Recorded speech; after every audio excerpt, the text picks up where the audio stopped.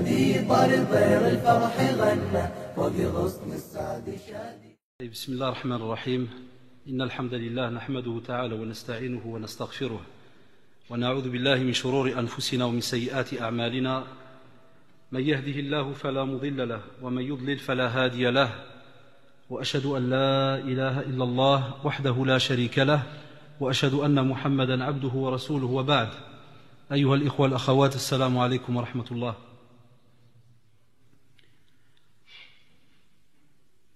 En écoutant un cheikh dans une conférence, il parlait en quelque sorte des personnes qui ont beaucoup de problèmes, beaucoup d'angoisse, qui se plaignent de stress, que ça ne va pas. J'ai un tas de problèmes, des fois psychologiques et autres.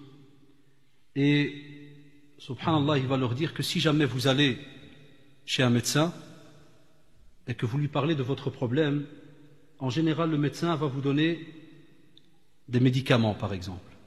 Et il va vous dire, il faut suivre une certaine médicamentation, par exemple. Vous allez commencer à vous mettre attention soit au régime, soit vous ne pouvez plus manger ceci ou cela, soit vous devez prendre le médicament 3 fois par jour, ou bien 2 fois par jour. Vous connaissez le système en général. Et on vous dit, subhanallah, si jamais ce médecin qui t'a donné donc ces conseils, tu ne l'écoutes pas, mais s'il t'a dit par exemple de prendre 3 fois par jour, toi tu prends 2 fois par jour. Vous savez comment il est l'être humain? Il aime bien, subhanallah, se casser la tête à aller demander des renseignements, mais souvent pour ne pas les mettre en pratique. Le pourquoi, on n'a pas encore décortiqué ça, on ne sait pas encore pourquoi. Vous allez voir après. Et après, qu'est-ce qui se passe? Les plaintes commencent.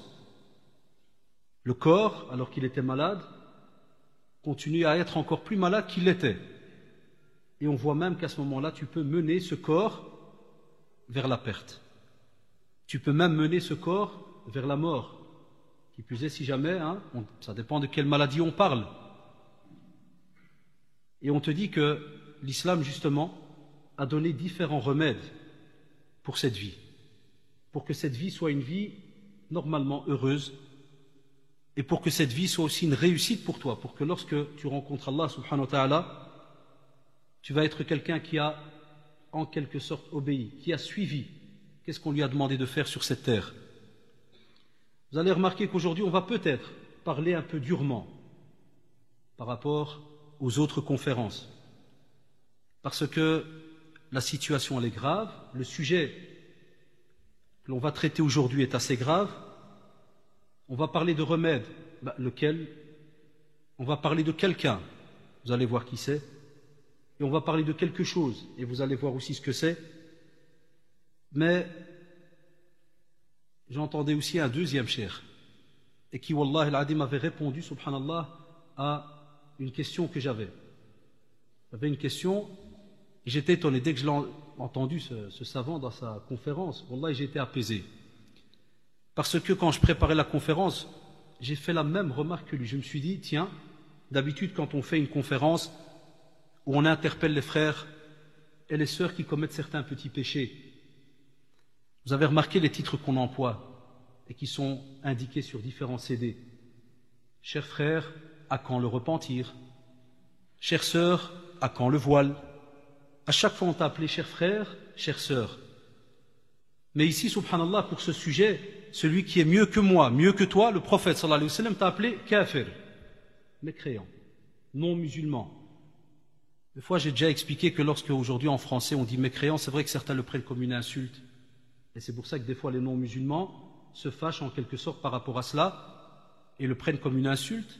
Et on dit que c'est tout simplement une personne qui renie la vérité, qui a le message qui est face à lui, il le renie. Mais je me suis dit, subhanallah, le prophète sallallahu alayhi wa sallam t'a appelé de cette manière. Alors est-ce que j'ai encore le droit de t'appeler cher frère, chère sœur, par rapport au sujet que l'on va traiter? Et justement, lorsqu'on a affaire à des personnes qui mettent en pratique cet acte qui fait qu'ils ont été appelés par le prophète sallallahu alayhi wa sallam kafir.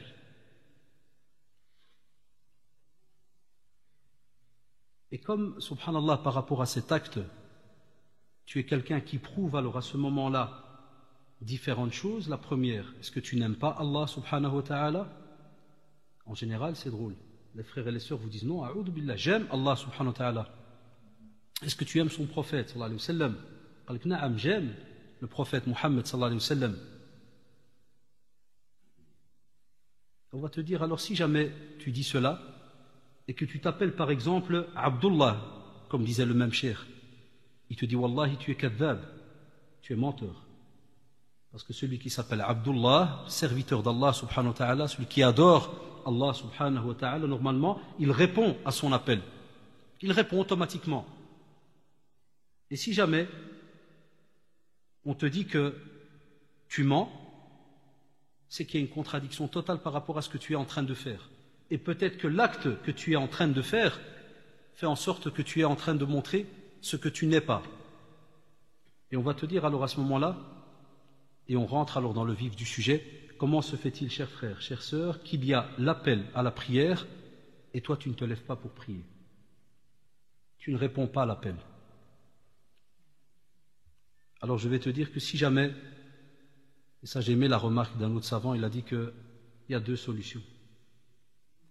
Si l'appel à la prière se fait et qu'un frère ne se lève pas ou une sœur ne se lève pas, il a taquiné les frères en leur disant « Est-ce que vous avez vos règles? Est-ce que vous avez vos menstrues? » Ou bien le frère vient d'accoucher, m'skin, il est dans la période où il ne peut pas prier.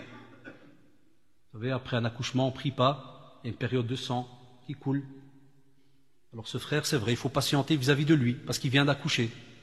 Ou bien on va attendre une petite semaine, le temps que ses règles y passent. Ah oui, il ne se lève pas, il faut poser la question. Parce que les savants sont unanimes de dire que quand tu ne pries pas en général, et on sait que c'est chez les femmes, c'est soit elle accouche, soit il y a ses menstrues. Mais toi, cher frère, tu as quoi? Pourquoi tu ne te lèves pas? Et on vous dit aussi, alors à ce moment-là, si jamais je vais t'appeler Majnoun, tu ne vas pas aimer. Je ne suis pas un Majnoun. Et tu as raison. La preuve, si je t'offre une voiture, par exemple, qui vaut, j'invente, 1 million de francs belges, rares sont ceux qui vont te dire non, non, je te remercie, tu peux la garder. Jazakallah, je n'en ai pas besoin. Là, en général, c'est tout à fait naturel, tout le monde saute sur l'occasion. Mais lorsque on t'offre la prière, qui vaut plus que cette fameuse voiture ou ce million, qui normalement va te donner la clé pour entrer au paradis, à ce moment-là, qu'est-ce que tu fais? Tu la refuses. Et là, alors effectivement, on est en droit de t'appeler Majnoun. Pourquoi? Parce que ceux qui t'ont regardé là, au moment où tu as refusé la voiture de 1 million, c'est ce qu'ils ont pensé dans leur tête. Ils ont dit, purée, wallah, si on serait venu chez moi me proposer cette voiture, je l'aurais pris. Pourquoi il la refuse? Alors là, de nouveau, il y a une deuxième solution. On va dire, Masha'Allah, tu es un de ces ascètes, très grands adorateurs d'Allah subhanahu wa ta'ala, qui se suffit vraiment du peu. Donc si tu es de ce style-là, donc automatiquement, tu te suffirais aussi de ces 5 fameuses prières, qui ne durent que 5 minutes. Mais non, on sait que tu n'es pas de cela, puisque tu es très calculateur. Tu prends ce qui t'intéresse, ce qui te procure du plaisir, ce qui t'arrange, mais dès que ça va te demander un certain effort, dès que ça va te demander de changer certaines habitudes, à ce moment-là tu refuses. Et pourquoi est-ce que, subhanallah, les savants, même s'ils ont divergé par rapport à ce sujet-là, ils ont dit parce que, imaginez-vous, c'est quelqu'un à qui Allah subhanahu wa ta'ala offre le paradis.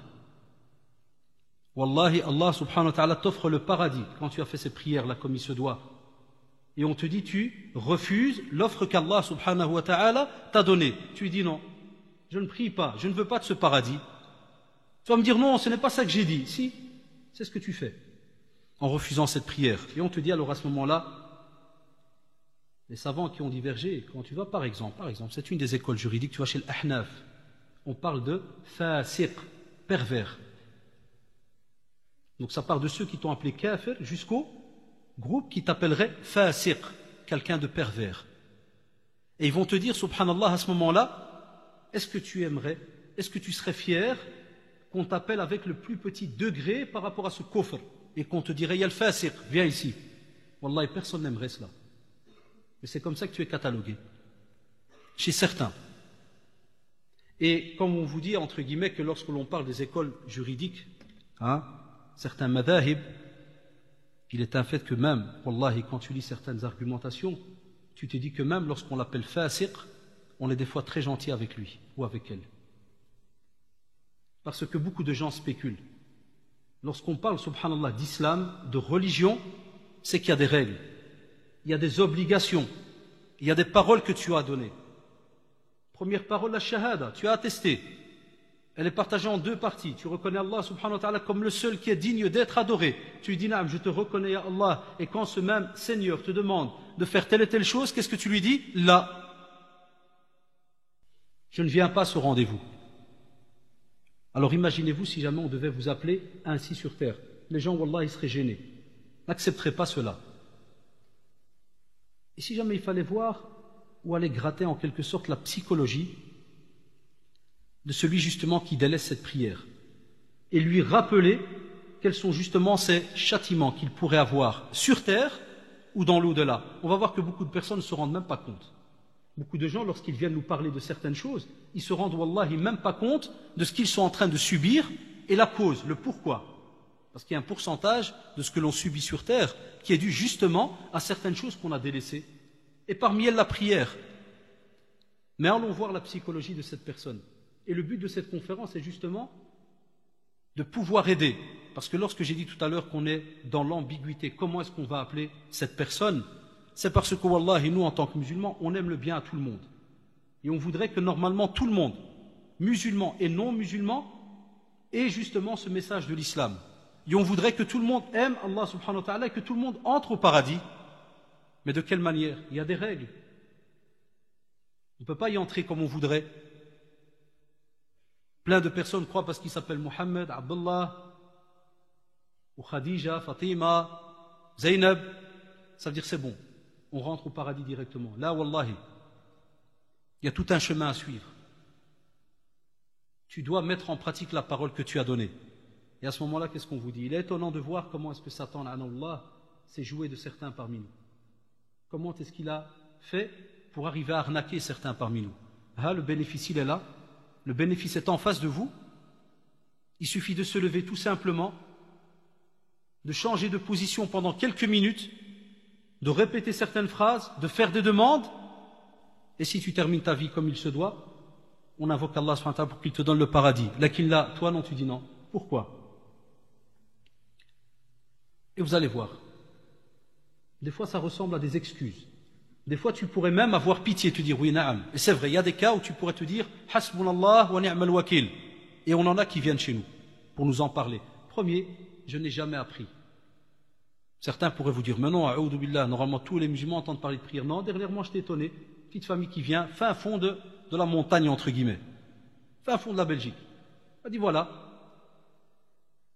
j'ai un père musulman, j'ai une mère non musulmane, mais mon père n'a jamais pratiqué.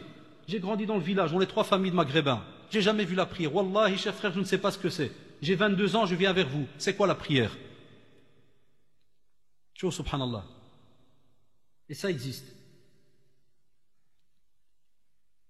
Mes parents ne prient pas. Et ça, c'est plus dans les montagnes. Ça, c'est chez nous à Bruxelles. On a des parents, wallahi, qui ne prient pas. Qu'est-ce que tu veux que les enfants voient alors à ce moment-là? Ils voient du coffre du matin au soir. Aucun contact avec Allah subhanahu wa ta'ala. Rien du tout. Aucun. Et si jamais tu devais demander à cette personne, comment vois-tu ton futur une fois que tu seras mort? Paradis ou enfer? Billah alaikum, qu'est-ce qu'il va vous répondre? Il n'y a pas un hmar qui va te dire, enfer. Tu as vu, je m'y prépare. Je veux y aller. Non. Il va être gêné, il va dire, ouais, paradis, hein. Mashallah alaik. À quel prix? Il y a ceux qui n'ont pas le temps. Ceux-là, ils sont beaux. Ils courent du matin au soir. Je n'ai pas le temps, cher frère. Quand tu dis qui t'a donné ce temps-là que tu es en train d'employer et qui a fait que tu n'as plus d'autre temps? Qui t'a donné ce temps que tu emploies? C'est qui? Tu respires par le vouloir de qui? Par la décision de qui? D'Allah subhanahu wa ta'ala. Qui t'a donné cette minute? Allah subhanahu wa ta'ala. Qui a fait que quand tu es sorti de ton lit le matin, tu as ouvert les yeux, alors que tu viens d'un moment où tu ne savais même pas, wallahi, ce que tu faisais. Tu dormais, genre de coma, petite mort. Tu ne savais pas ce que tu faisais. Alors certains, pour s'amuser, si, il y a moyen que je me réveille, l'alarme.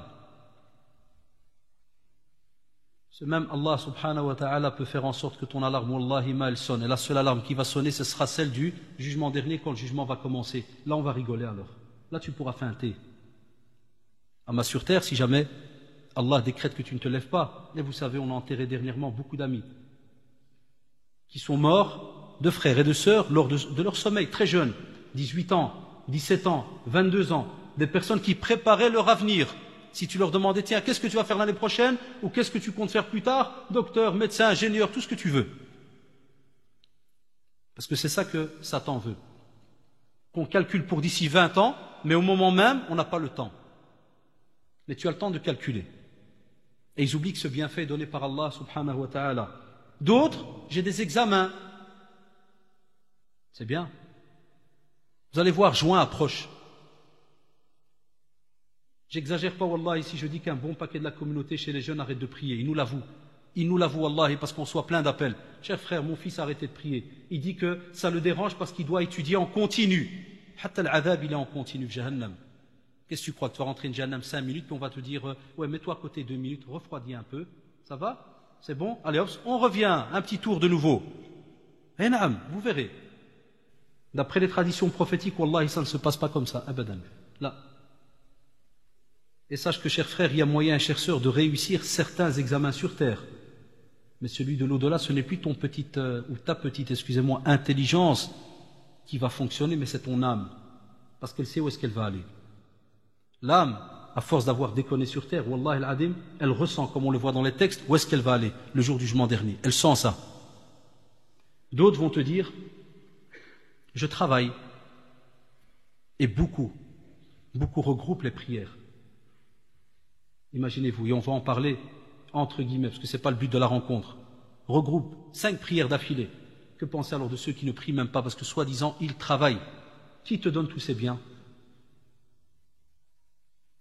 Et notre communauté musulmane, ici en Belgique, si jamais elle se plaint encore qu'au travail, ils n'ont pas le droit de recevoir ne fût-ce que 4 ou 5 minutes, parce qu'une prière ne dure pas plus de 5 minutes pour prier, alors que c'est un acte d'adoration qui sur une journée, quand tu travailles, maximum tu as 1 à 2 prières à faire, alors que tu as des heures de table. Et c'est pour ça que le débat il est très drôle. On te donne 1 heure de table dans 1 heure où il n'y a pas de prière. Et si jamais on était tellement, comme on dit, une coexistence pacifique, on doit s'entraider, démocratie et autres, on te dirait subhanallah, oh toi le patron, tu ne pourrais pas donner à ce monsieur 5 minutes alors qu'il va prendre quand même 1 heure et il enlèvera de son heure. Hatta même il y a des musulmans qui sont prêts à travailler sans prendre de pause. Wallah, il y a des frères qui pleurent, ils te disent Wallah, je suis prêt à travailler sans prendre de pause. Est-ce que tu es au moins de ceux-là qui a ce genre de fierté là qui est derrière et qui court, qui demande et qui a le droit, alhamdoulilah, d'après des institutions ici, de chercher un autre boulot, un autre endroit? Non, toi tu prends le plus facile, directement. Je ne peux pas travailler avec la prière, on va me renvoyer. Eh bien, il est préférable, wallahi, que tu entends le mot sur terre, renvoi, que tu entendes le jour du jugement dernier, khuduhu farulluh, thumma al-jahima salluh. Wal'iyadu billah. Prenez-le, enchaînez-le. Et en enfer, jetez-le. Ça, c'est le meilleur des renvois. Parce que là, c'est fini. Le jugement est décrété. Le C4, il est donné. Pas de syndicat. Pas de plainte. Trop tard. Un autre style, il est très bizarre. Très compliqué à comprendre. C'est celui qui te dit, cher frère, j'ai arrêté de prier car je suis un hypocrite. Masha'Allah. J'ai déjà reçu des visions et tout. Moi, je suis un hypocrite. Donc, comme je ne fonctionne pas comme il faudrait dans la religion, je ne pratique pas comme il se doit, il est préférable pour moi d'arrêter la prière. On va arrêter les dégâts, puisque je déconne à gauche, à droite. Donc à quoi ça sert que je vienne face à Allah subhanahu wa ta'ala? Je suis un déconneur, donc stop, j'arrête la prière. Très drôle comme cas. Il ne sait pas que Satan est en train de se jouer de lui. D'autres sont tellement confiants qu'ils te disent la religion, c'est du yusr, c'est du facilité, c'est vraiment de la facilité. Et Allah, il est Rahman, Rahim, Dieu est clément, cher frère, il connaît ma situation, Dieu est pardonneur. Si je prie pas Allah, j'ai quelques petits problèmes, quelques petits soucis, mais Allah y voit, je suis quelqu'un de bien. J'aide en Papouasie,